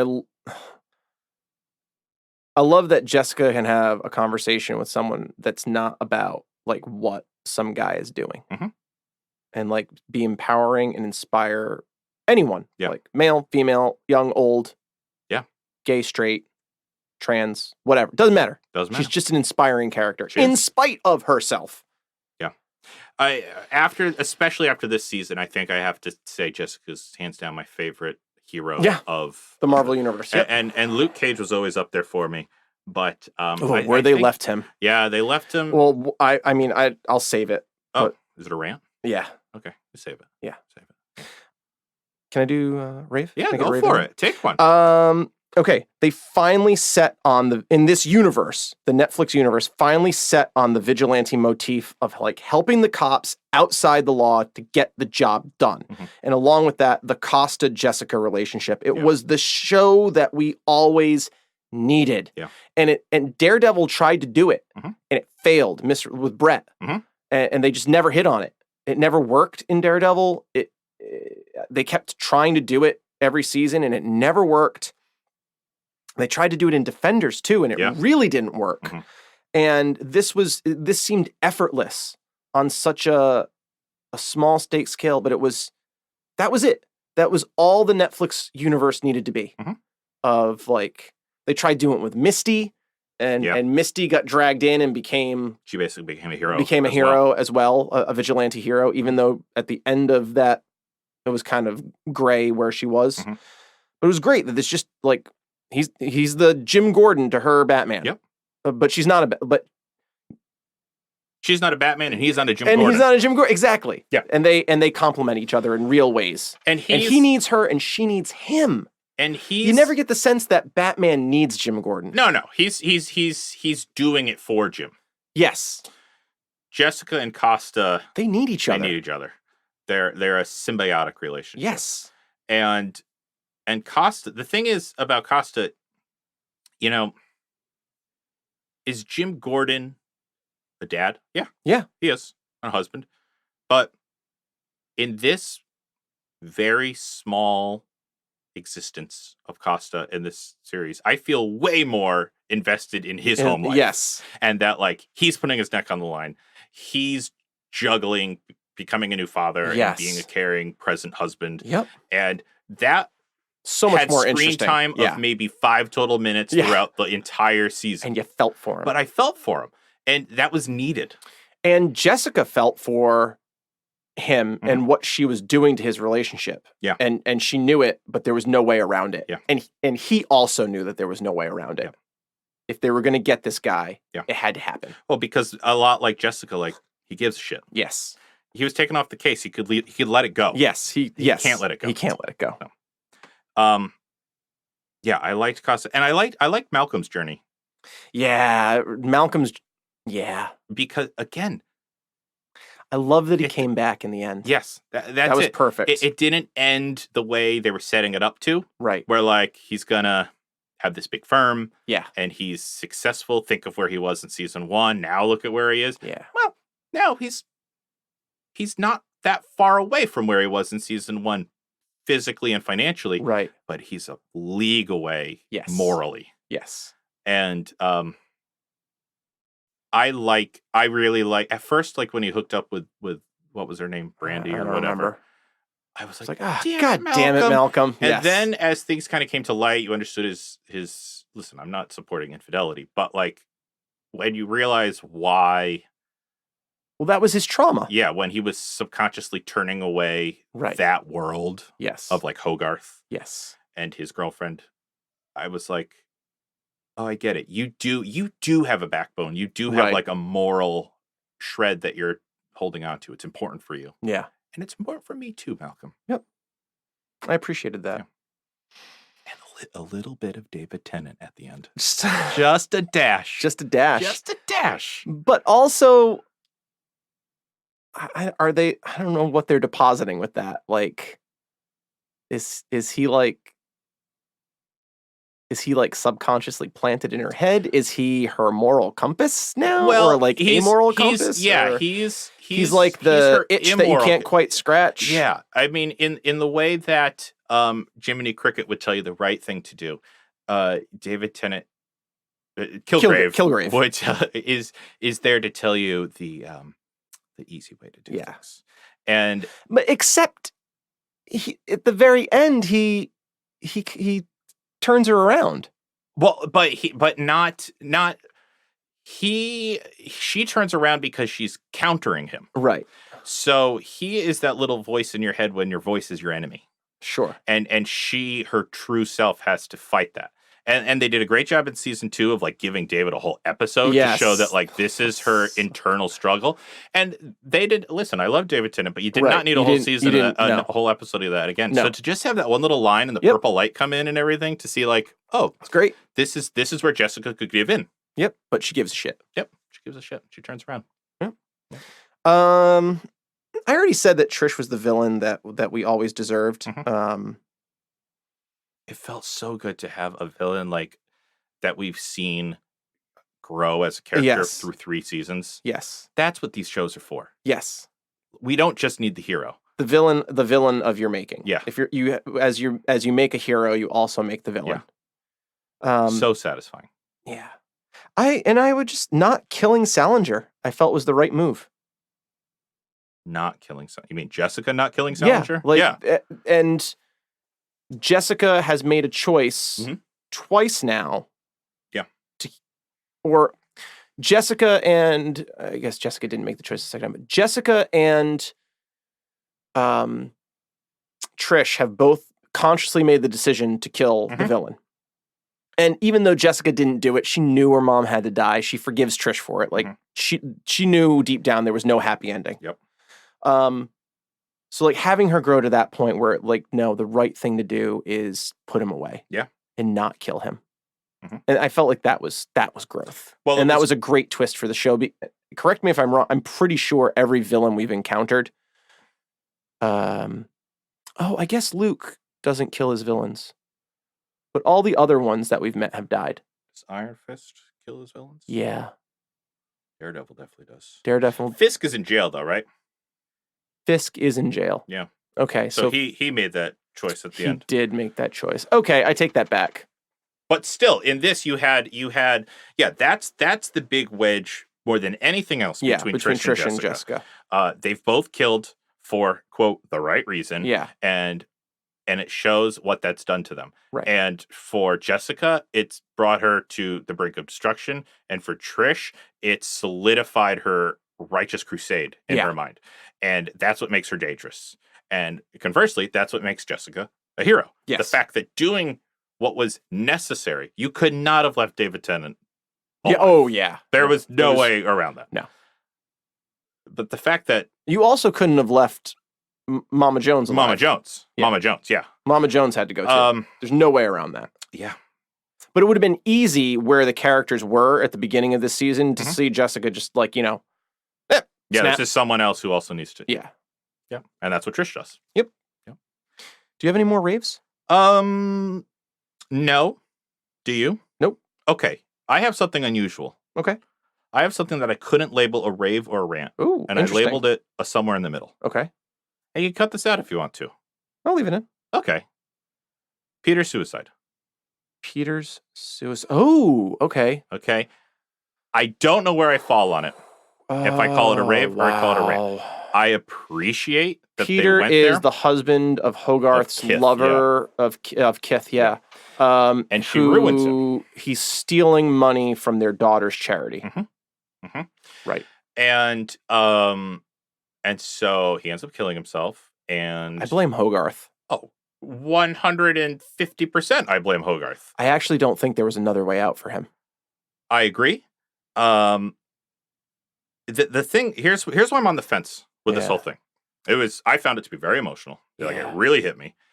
And I thought it was bold of them to go that route. I thought it was very true to life, Yeah. unfortunately. But then the other side of me is like, is it responsible though? Because I mean, he played out that is a suicidal fantasy. I could take myself out and ruin someone else's life, someone who's ruined me. Like Yeah. that's like a fantasy. Yeah. It's a little dangerous to show it be It's successful. very dangerous. So that's why I can't call it a rave because it comes with that danger. Yeah. But I can't call it a rant because it was given a lot of attention and thought. Too much real world in our fake world. Yeah, a lot of real Oof. world in our fake world, but this property super grounded in reality. Sketch, I think we've just posited the perfect murder. Yeah. So thanks for tuning in, guys. We just Yeah. Yeah, I mean, it was when it went that I guess the real direction. winner of the season, he was the real winner of the season in terms of like, making it out yeah. the way he made it out. Yeah, I mean, Hogarth Hogarth was is fucked. brutal in this season. Hogarth is I mean, brutal. Hogarth was brutal in season 2 as Well, well. I mean, but there's nothing redeeming about her. There's I like that they nothing didn't redeem her either. Yeah, they didn't. And she's dead. Oh yeah, in a horrible way. Yeah. In a horrible way. But yeah, I'll just leave it at that with I don't Peter's know. suicide. I wanted to bring it up because It's it was, dangerous. it I'm was gonna big. say rave. Yeah. I'm gonna say it's a rave. And I agree with you, it's dangerous. Yeah. But in terms of storytelling, it's so bold and it's so different. Yeah. I've never seen anyone no, do that 'cause- before. 'cause that it's is- borderline irresponsible. Yes, it is. Yeah, and so that's a big chance. That's a big chance. I'm gonna to say take. rave. Do you think? I guess big question. Do you think if they if they didn't know they were canceled, would they have made such a strong choice there? I don't know. I don't know. Am I thinking about it deeper than they did? I don't know. Maybe. But I just wanted to bring it up somewhere in the middle. That's fair. Thanks for Do we- bringing it up, Sketch. Do you have any rants? I do. Too many filler episodes for a season. Mhm. And I've said this before. It's your last season. You're canceled. 6 episodes and out. 13. It was just too many episodes. You can There's so much filler. do it. No one's holding you to a number. Yeah. Well, I no one should really- be holding you to a number. I really feel like 6 episodes would have been succinct Sure. and told the same story. Yeah. There was a lot of like, oh, Trish, you've crossed the line. Let's work together again. Oh, Trish, you've crossed the line. Yeah. Oh, I need you to be a distraction. Trish, God damn it, you crossed the line. Yeah. It was, I think 6 episodes, I Yeah, think. there's a lot of it. I won't call it a rant because I was just eating it up like a big bowl of ice cream. Like I was hanging on the end of every episode, wanting to get to the next. I feel like episode. if you took like half of every episode was kind of filler. So squish it down to like 7 episodes. Yeah, or 7 episodes, sure. Sure. And just spent it on a roller coaster. Yeah. Or Roller coaster. Yeah. Too soon. Yeah. Isn't that what Trisha's mom died on? Yeah. No, she died on a Ferris wheel. It was Jessica's mom. Yeah, that's what I meant. Jessica's Yeah, mom. Ferris wheel. Dorothy died at home. Yes. Yeah. That's how everyone wants to go. Yeah. Die in their home. Yeah, in a comfy chair. Do you have a rant? Yeah, let's bring it back to Hogarth because Fucking Hogarth. you and I both agree on the fact that she's horrible. Yes. There's no redeeming her. None. They didn't redeem her. No. She's dead now Yes. and all that. Correct. I wanted her to get a bigger fall. I wanted her to. I needed to see her punished even more. Like where we're left, I feel like, is she going to die? Yes. Is she going to change her ways at all before she dies? No. Is she going to be any way inconvenienced by anything? No. My favorite Hogarth part in this entire season, in this entire run of the show, was when she was terrified for her life. When Trish beat Salinger to death. Yeah. And she was like, Jessica, tell her that I'm not like him. Right. You know, blah, blah, blah, blah. I wanted more of that. Yeah. I wanted that to go like one step further. Yeah. Like Trish shows up at her apartment or whatever, and like they have a scene or whatever. Because I loved Terrified Hogarth. And I thought that's where I wanted her to end. I was really Terrified. hoping for Salinger to turn on her. Mm-hmm. I really thought that's where they were I going to go. thought that's where they were going, and maybe that's where they were going until they were canceled. Yeah. My hope was that Salinger would turn on her. Yeah. Yeah. Use her as leverage against Jessica, and for Jessica to say, "Oh well, oh wellsies, yeah, you're a horrible person. I don't have to save you." Yeah. And then use that as the thing that she takes Salinger down with. Like, that's but what I also liked better. Doesn't save Hogarth. Oh yeah. Like, because Hogarth has to die, deserves it, in order to catch Salinger. Yeah. The way that they caught Salinger only works to set up the fight between Trish and Jessica. Mm-hmm. And maybe they would have saved that for a season 4. And to have, if they, I like your idea. I wish it had gone that direction. Just that only works if they get a season 4, right? But just so you know, Hogarth basically cut off all ties, all professional ties to Jessica, and then for Salinger to turn around on her, and for Jessica to be like, we're nothing. We're no longer in association with each other. You didn't help me. We're certainly not friends. Yeah, you didn't help not me. In association with each other. I'm not helping you. Peace. That I would have felt like I didn't need Trish to like kill her or anything like that. Right. Yeah. I just needed that, like, just that little bit of closure. Yes. Jerry is a piece of shit. Yes, she is. Like the biggest piece of shit. Yeah. I mean, and through the whole show. Yes. Right back to season 1 with Kilgrave. Yep. And even as she shows up in other things. Yes. In yeah. She's a horrible person. Yes. And over the years, she's. I don't know if she's gotten more horrible or if we've just seen more. You get a sense too that she was in on the whole hand operating out of Rand. Yeah, I'd believe it. I mean, with everything she had too much knows, information to tell like Danny what was happening with the hand. It was like, oh, you helped facilitate that. Yeah. Yeah. What a piece of shit. Do you have any more rants? Because we kind of raved on that. Well, yeah, but my rant is that Hogarth needed, you know, what you said. I have one more rant. I have 2. Okay, go for it. Okay. Canceling the show before it aired, it somehow killed the excitement and buzz, and it never really grabbed me. Because I knew it was going to come to a succinct end, because it was the only show that had the ability to. Yeah. So I knew there was going to be closure and resolution at the end. It's hard to, for me, the negativity of knowing ahead of time was like, it just tainted it with some sadness. Yeah. Yep. And I always felt like I was watching a funeral. Yeah. Yeah. At one point we were. Yes, we were. Yeah. Yeah, I agree with you. For you, it was hard for you to get invested. For me, it was hard for me to get that excited because I was so sad. Yeah. Yeah. Yeah. So that's literally my note. It was like it killed the I couldn't get excited. Yeah. And it was, I mean, they played to that a little bit because it was a very somber season. Yeah. But you couldn't help but in the back of your mind just being like, this is it. Oh, yeah, it's canceled. This is it. You know? Yeah. Yeah. Do you have one more rant? Yeah, I do. I bet we have the same rant. Do you think we do? Oh, we might. What's your rant? Put your fucking phone on silent. If you are going to be taking covert pictures when breaking in illegally to places. Okay, not the same rant, but that's fantastic. I get that the director's probably like, we got to put the noise in because so people know they're taking pictures.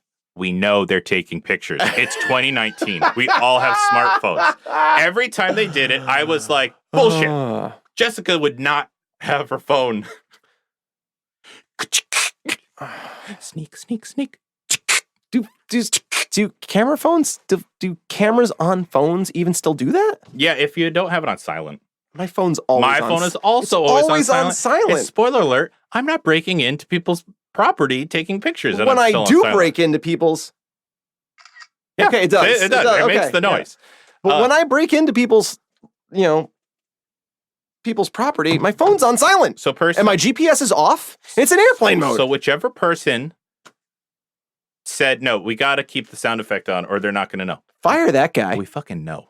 Okay? Is that the real reason the show was canceled? I deposit yes. Quite possibly. Yes. You have another rant? I do. Luke Cage cameo. Big rant. Didn't work. It didn't work. And it turned out that she wasn't the guy. He wasn't the guy for Jessica. Yeah. So it kind of made no sense for him to show up. Yeah. Especially after season 2, where he didn't show up. Yeah.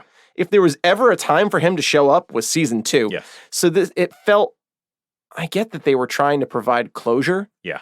And there's a whole comic art. The whole Alias comic is basically about Jessica and Luke's child. In the comics, they're a thing. They have a child together in the comics. Do their powers transfer down? I've never read them. Oh. I just know that they have a kid. Because then they'd be super strong and invulnerable. Yikes. Yeah. Jessica's a little invulnerable. A little. Like, she jumps from heights that she And has her bones no don't. business jumping from. Yeah. I get how Trish can do it, Yeah. but depositing that Jessica's just super strong. Yeah. You Your think bones should still break. crumble. Yeah, your bones should still break. Yeah, you can lift a car. Yeah. And you can like punch through a wall, Yeah. but that doesn't mean your fingers don't turn to dust. Yeah. Yeah. The Luke cameo just didn't work. Yeah. And trying to give Luke a redemption story in that if he ever does turn, Jessica's going to stop him. Mhm. In that way, big rant. Yeah. Big rant. I almost, rather than closure with him, I needed closure with the family that she is essentially a part of. Yeah, the that upstairs family. The upstairs family. Yeah. That she has like this. She's a role model to this little girl. Little boy. Isn't he a little boy? A little boy. Yeah. Sorry. That I can't think of his name. Yeah. And I couldn't remember his gender. But anyway, this child ends with O. It's like Tito or something like that. Enzio. No, that's Italian. Yeah. It's not Tito. It's not Tito, but it's something like Emilio. that. We're going to find out. Someone's going to write Emilio. in, I think and Emilio. it's going to be like, John, you racist pricks. And we're going to be like, oh, boy. And also the grandma, like the mother. Mother? Yeah, like when they have dinner together, it's like him, Oh, his mom, yeah, and the kid. Yeah, it's like a multi. She's a part of that family. Yeah, she like, is. give us closure with them. Yeah. Yeah. Like, they're not in a relationship, but she's still a part of that family. Mhm. Yeah, no, I agree That's her with you. family. Luke Cage was there as a Hail Mary throw, if you will. Is Yeah. that's a sports That's thing? a sports right? thing. I think that's a soccer reference. Yeah, I thought hockey. Oh. Hail Mary. 50-50. Hockey. Yeah. One of us is right. To be like, all right, this Pretty is sure neither of us are the right. last chance to give Luke some sort of ending. Like, Uh, we left Luke as the villain. just leave him out. Just leave him out. Yeah. If this is what you're going to do, then just leave him out. Because it made him seem weak Yes. at the end. Unfortunate. Yeah. It's a sad goodbye to Power Man. It is. And it's just a weird ending for Jessica Jones. I will say, Luke Cage, out of the 4 heroes, I could see Luke Cage having a home on Disney Plus. Yeah, I agree. He's the most wholesome. I agree. Sweet Christmas. Yeah. And they reference Danny being on sabbatical. Yeah. Okay, I guess he's saving Asia. Right? Isn't that like what he's doing? All of Asia. All of Asia. With his glowing guns. His like rave guns that light up bullets. But the real question is, what happened to Ward? He's still out there. He's just having a good time. In this whole universe, I think I'm most happy for Ward. Ward Meacham. Here, Me too. Okay, here's who I'm the happiest for. How everyone ended up. Malcolm. Yeah. Ward. And that's it. and Jessica. Malcolm, Ward, and Jessica. Sure. Maybe that'll be the show on Disney Plus. I would watch the shit I out would of watch that. the shit out of that show. Holy crap. Can you imagine? Yeah. I feel like Malcolm and Ward could have a pretty successful show. They really could. Yeah. I'm fine. Oh, and you know what? And Misty and Colleen. Oh, Daughters of the Dragon. Daughters yeah, of the but I mean, Dragon. They're we're also, on record as they're also at a that great should be spot. the show. So there you go. Here's the show. Yeah. There's the show. That would be like Misty and Colleen and Malcolm and Ward get their own show. Yeah. They're the Defenders. I'm on board. Because I know Jessica's done. She said she's done. Yeah. I respect that. Yeah, You closure. put in 3 great seasons. Luke's Great the villain. performances. Bing, bang, boom, Bob's your uncle. Yep. Are we going to be on season 4 of... No, this is a brand new show. It's a brand new show. Daughters of the Dragon. Defenders season 2. / Malcolm and Ward. They don't have a clever name. Chocolate and vanilla. I was going to say the Wardens. Oh, that's pretty good. There you go. That's pretty good. All right, look for us, guys, this fall. Yeah. Can we make a show that fast? Sure. Okay, perfect. It's 2019. Do Um, you have any big questions? I do. I have one big question. Okay, I have 2. If Malcolm is such a great investigator / security specialist, how did he not to think to look for a bug in his office after Trish stole the stuff? Oh, yeah. That's bad storytelling. Yeah, that was like the only time where I was like, Malcolm. And he's like that's his job. That's his job. That's his job. And he knows How has he Hogarth. not checked his own office? He knows Hogarth. Like, he should know Yeah. that Hogarth Yeah, it's bad is storytelling. capable of this stuff. It actually would have worked better if it was reversed. If Trish had pilfered his girlfriend's office, got caught, was like, And he doctored the stuff. and he doctored and is like, I'm a friend of Malcolm's. Like, we're both strong women. I'm just gonna get out of here. Doesn't report it because she knows that, like, oh, this person's been like doing good in the world. Sure. That would have made more sense. Yeah, that would have been. That's better storytelling because Malcolm's like the security guy with the bugs everywhere, like doing his magic with the computer. I'm working a keyboard. It makes for great audio. It makes for click, great click, audio. Click, click, click, click, touch screen stuff, security things. That you just nailed it. That's right? how it looks. It does. Guys, don't you agree? Makes for great audio. I hear lots of But it didn't make it. Was just bad storytelling. Yeah. Bummer. Got My big question is Disney going to revive any of these shows on their streaming platform? My money's on no. My money's on no, and like Luke Cage, I would say just don't. Yeah. They're not going to be what we love about them. Yeah. And I'm not even talking about the violence and yada, yada, yada. I'm talking about, like, the gravity. Right. Now, listen, Disney Plus is in and out. I'm making this assumption based on other Disney properties I've seen. Right. Are they willing to go to these lengths that Netflix has with these shows? I've never seen anything that would convince me yes. Right. So at this point, I would just rather them leave alone. Leave this universe. I mean, they have publicly said Daredevil will be back, but to me, that just means a movie. Yeah. That means, like, when Avengers does eventually come back, Daredevil will be on the team. Will it be Charlie Cox? No. Will it be the Daredevil of this universe? Most likely, all signs point to no. But they just announced Fantastic Four. Again? Who gives a shit? Is this another reboot? I don't know what it's going to be, but they've just announced Fantastic Four is in Phase 4. It's like the last movie of Phase 4. So I would imagine when Phase 5 rolls around, they've already announced that Mahershala Ali, Cottonmouth from season 1, is going to be Blade in Phase 5. So I'd imagine if they're going that route, they're also going to bring in Daredevil, of like the gritty on the street hero. Yeah. Okay. So they need someone else in that universe to form an Avengers team with. Yeah. And all of the Avengers are moving to Disney Plus. Yeah. The Avengers that we know, essentially. Yeah, they're moving to there's no Avengers movie. No. As of yet in Phase 4. Yeah. Yeah. Bummer. Our big questions are big bummers. They are. Here's another one. So is Jessica just gonna go take back the keys to Alias and be like, sorry, Malcolm, I changed my mind. Maybe Jessica's going to work for Malcolm. That'd be nice. That would be if Alias becomes Malcolm's firm and she just works for it. Yeah. I didn't put this as a rave. He's far more capable of running a company than she is. I liked her secretary too. Yeah. She was fun. She was God damn, what was her name? I don't remember. I don't remember either, but she God damn it, could you pretend to care a little bit? She stood up to Jessica like no one else. Oh did. yeah. I loved her. That was great. Just in relation to that, are you going to take it away from Malcolm? And like, okay, I get the big moment of turning around and like, no, I'm going to stay here. But like, why couldn't she go to another city and just become a hero there. Because Marvel only knows how to tell stories in New York City. New York City. Yeah. That's it. That's it. They can't tell stories outside of New York. I think to Marvel, everywhere else in the country is perfectly safe. Yep. New York is the only place It's the only place in trouble. Which is why there needs to be a hero like on every block. Yes. At least every borough.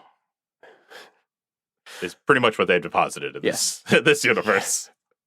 Because, like, the Avengers are just north of Midtown. Mm-hmm. Yep. You got Luke Cage up in Harlem. Yeah. Yeah, Jessica. Well, Jessica and Daredevil. Do you think they moved the Avengers out of New York City specifically because they were creating the TV universe? And it doesn't make sense to have Avengers Tower visible from anywhere in the city? Maybe. Also, I don't know. Do you think they knew how Endgame was going to end by that point? The big destruction? Endgame. Yeah, remember when Avengers headquarters, spoiler alert, was blown up? Oh, that's upstate New York. Yeah. I'm talking about the tower in New York City. Oh, specifically the tower that they've all kind of moved out of. Is that why Disney made the decision to, like, get them the hell out of New York City? Maybe. So they could do this Boots on the Ground series? Maybe. That's a big question. That's a big question. Sure. Yeah. I think that brings us to Shades and Sketch recommendations. You go. Okay. I'm going to recommend a book, a novel. Good. A novel. I am recommending Meddling Kids by Edgar Cantero. Oh, you tweeted this the other day. I did.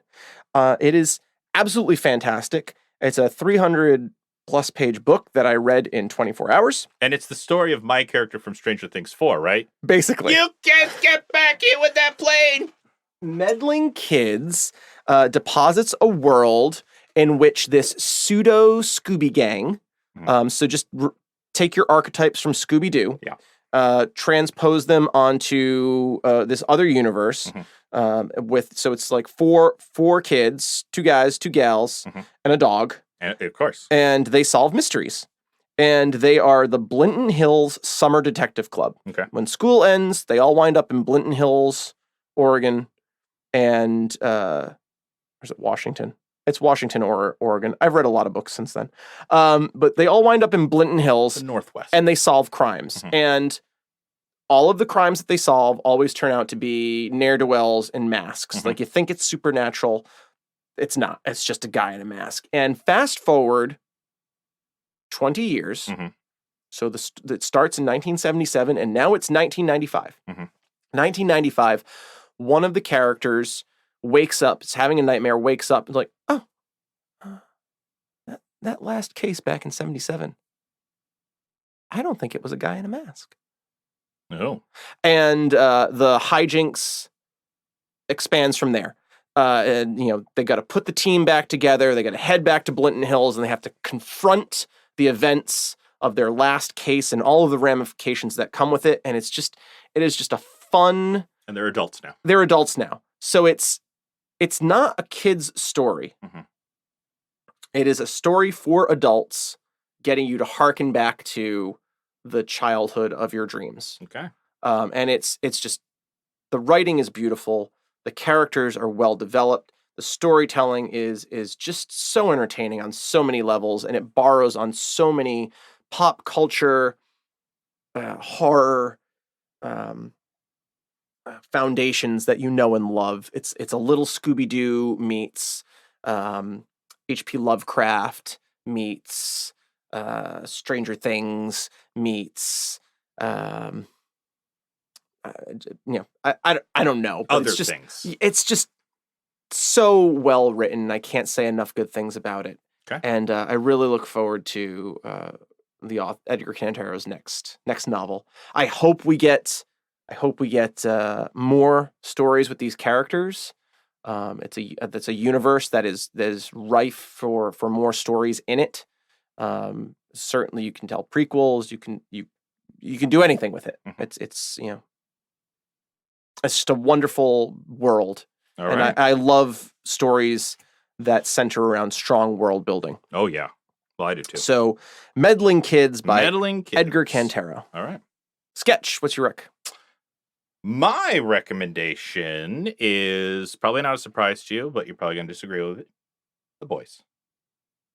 Because I just finished watching The Boys on Amazon Prime. You know, I would second that recommendation. Yeah. The Boy, for starters, Amazon Prime originals. Oof. Keep your eyes open. Yes. They're stepping up their game. Stepping up. The Boys is a series on Amazon Prime that takes place in a universe where superheroes exist, and they are basically run by a corporation.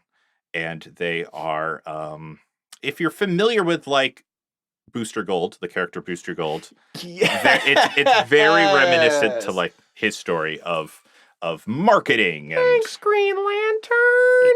Booster My name is Booster Gold. And so in this world, superheroes exist, and there is a Justice League-esque group called the Seven. The Seven. And your average normal citizen is just happy to live in this world protected by these superheroes. But by following our point of view character named Hugh or Huey? Huey.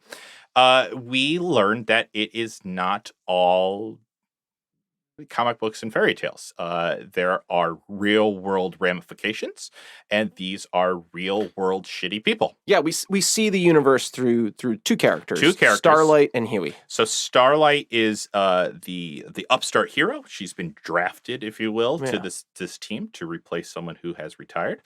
And then you see, quotes there, retired. And then you see things from Huey's point of view, who's just a normal mortal human being who I'll just say it because it happens within the first 5 minutes. His girlfriend is killed by the negligence of one of the superheroes. Yes.